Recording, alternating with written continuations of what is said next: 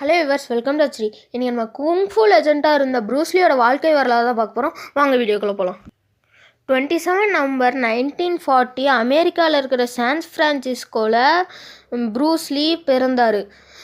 இவர் சைனீஸ் அப்பாவுக்கும் ஆங்கிலேய அம்மாவுக்கும் பிறந்தார்.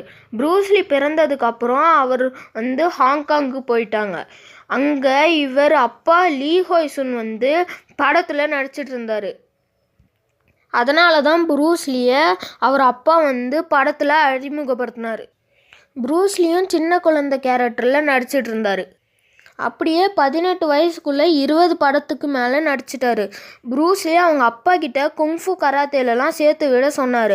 அவர் அப்பாவும் ஹிட்மேன்ற ஒரு பெரிய மாஸ்டர் கிட்ட சேர்த்து விட்டார். ப்ரூஸ்லியும் அந்த கலையை நல்லா ஆழமாக கற்றுக்கிட்டாரு. அப்புறம் அவர் ரோட்லலாம் சண்டை போட்டார். இவர் சண்டை போட்டதுனால